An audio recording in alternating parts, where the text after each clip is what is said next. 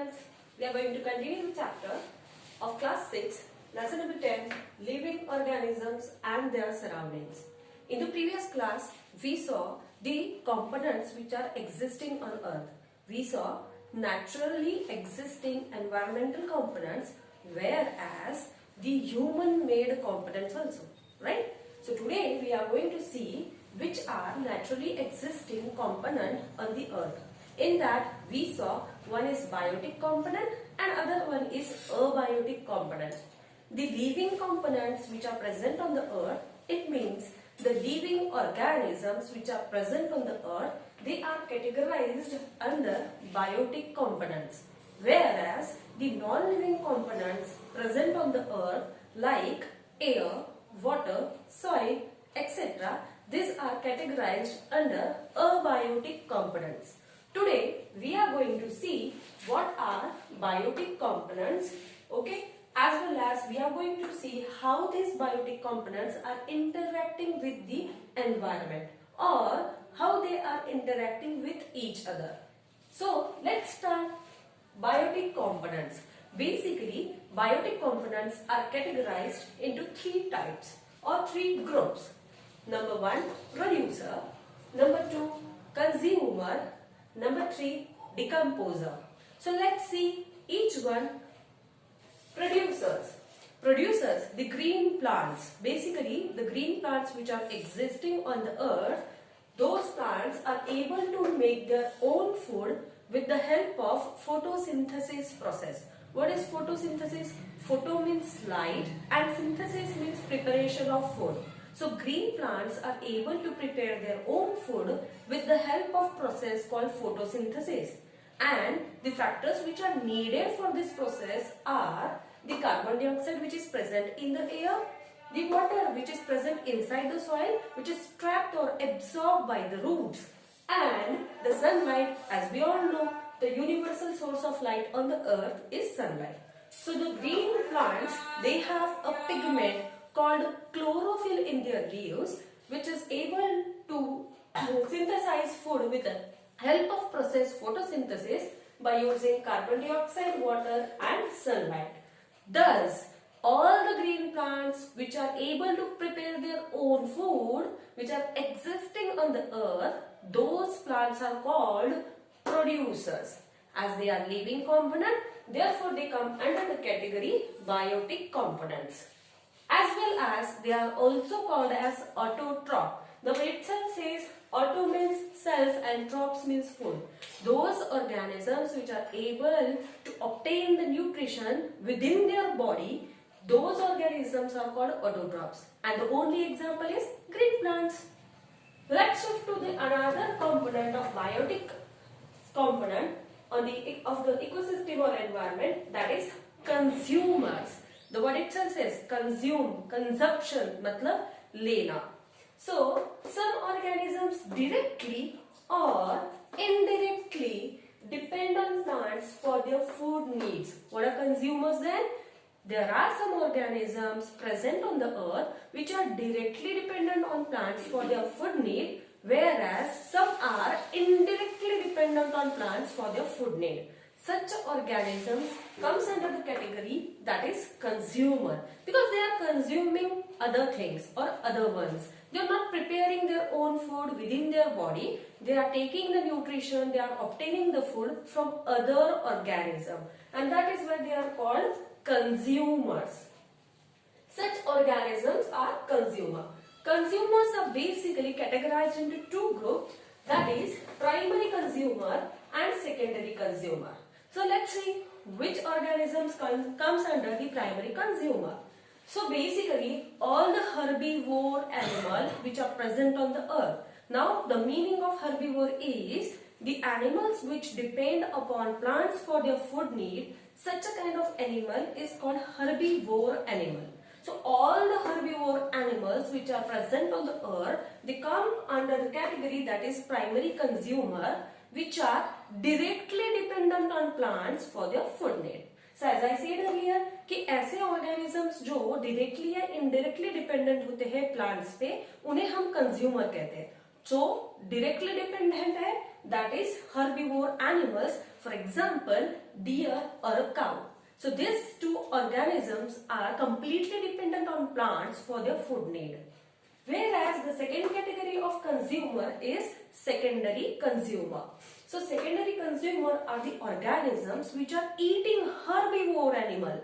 Now take into account, जो herbivore animal को खाता है उसे हम secondary consumer कहते हैं. अब इसमें और भी दो टाइप के organisms हैं. One is carnivore animal and another one is omnivore animal. अब carnivore animals are completely dependent on other animal for their food needs. They are eating the flesh of other animals as their food. So such kind of animals are called carnivores like lion and a tiger. Whereas the omnivore type of animals, they eat both plant product as well as the flesh of other animals. So they can eat both the things.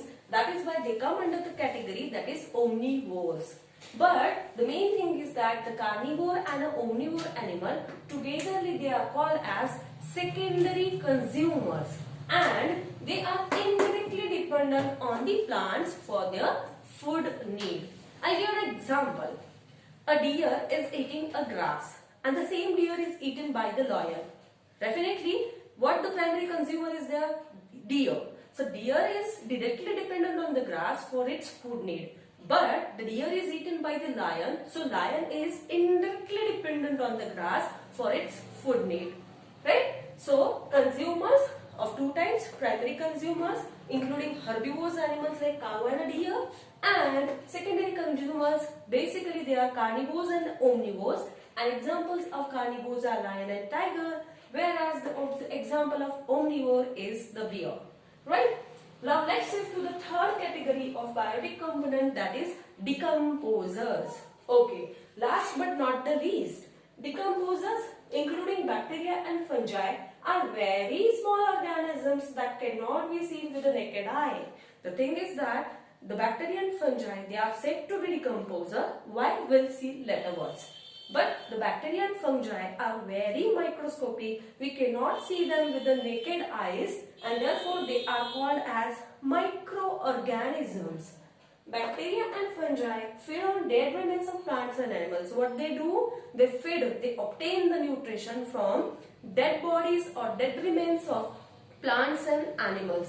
So bacteria and funguses, they dwell or they take the nutrition from dead remains of plants and animals. Nutrients from the soil are absorbed by the plants, that is producers. What basically first happens? The producer, that is the plants, with the help of roots, they are obtaining all the nutrients which is present in the soil for their life processes. Okay? Which are passed on to the other consumers.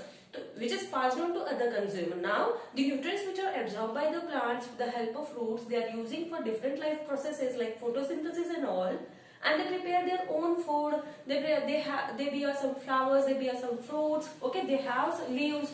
So what happens when a herbivore animal, that is a primary consumer, is eating the grass or eating the vegetative parts of the plant? At that time, the same nutrients which were absorbed by the roots from the soil, they get transferred into the body of primary consumer, that is a herbivore animal. When a producer or a consumer dies, now the thing is, when a producer which is obtaining the nutrients from the soil, as well as if a consumer which is eating the plants which has nutrients obtained from the soil dies. So bacteria and fungi act on them to break down or decompose. Such a kind of primary consumer or a secondary consumer is dying. After their death, the bacteria and fungus attack on their bodies, dead bodies, and they try to break down. That another word for breakdown is decompose. What they are doing? They are breakdowning or decomposing the dead material of its body. Its body means plants or animals' body into the nutrient substances it was made up of. So after the breakdown, they are completely changing the complex material of the animal body, and it is converting it into the simple form, just like the nutrients which were absorbed by the plant roots. And the same nutrients again add up into the soil and increase the fertility of the soil. Nutrients eventually what happen? They add into the soil again. Therefore, the bacteria and fungi are said to be decomposers. What is decomposition process?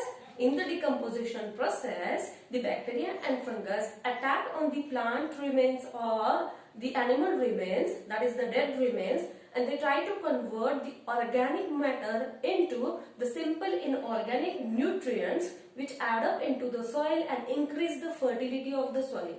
This is a decomposition process which is done by bacteria and fungi, and that is why they are said to be decomposers. And the thing is that as the fertility of soil increases, so definitely the new producer, that is the plants, will grow very healthy. Now let's see, this was regarding the producer, consumer and decomposers.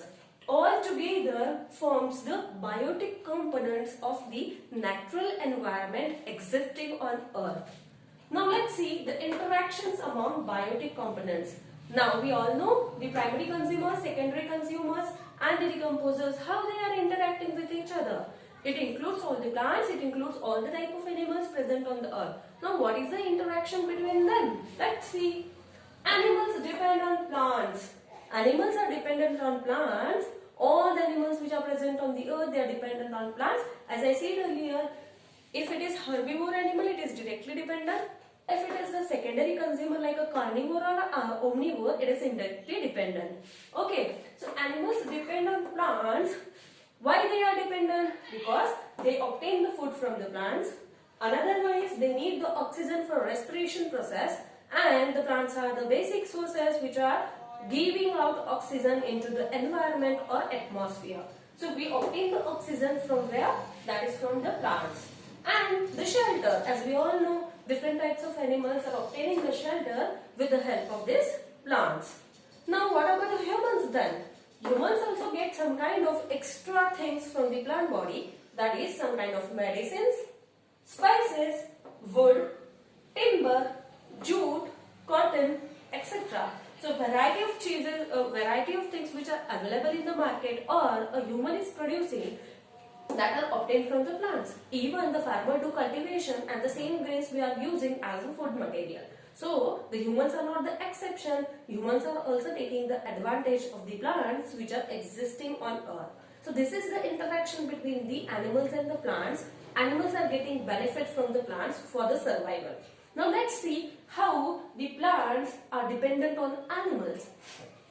Plants depend on animals for pollination. What is the pollination process?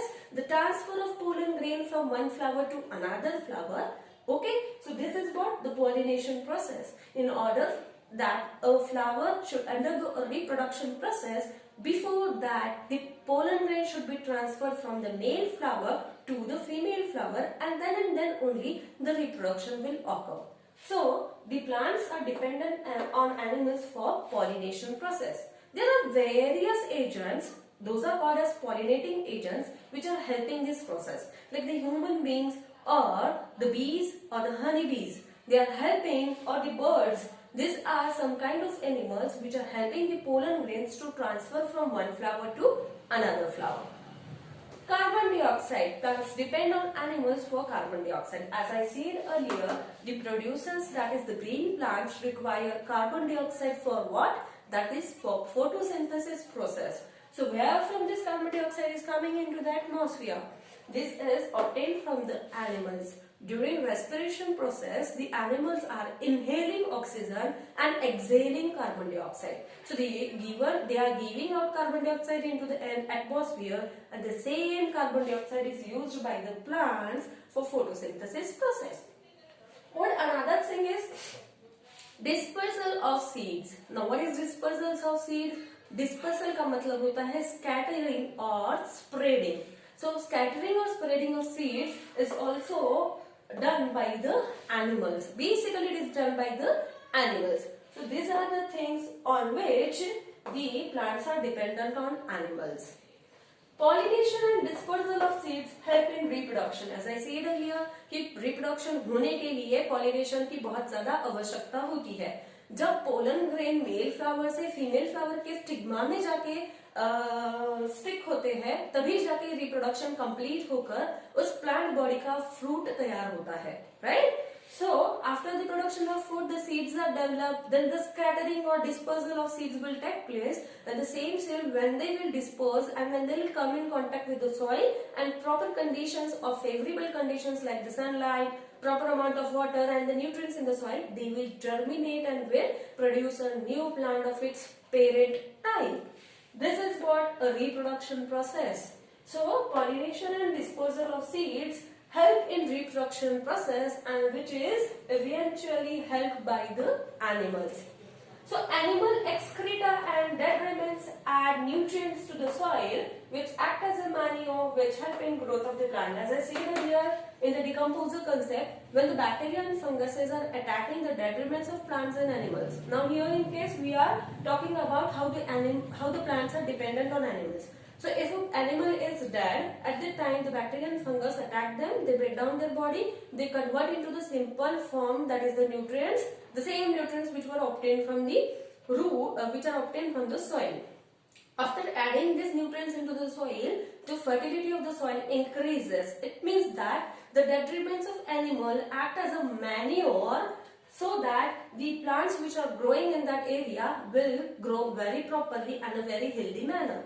So this is the interaction amongst the biotic components. So the components which are naturally existing on earth, which are living in phase, they are interacting with each other. It means that they are interdependent on each other for their survival. Interdependent का मतलब होता है plants depend on animals and animals depend on plants. Here mutual working is there on the earth amongst the biotic components. For what? Simply for survival.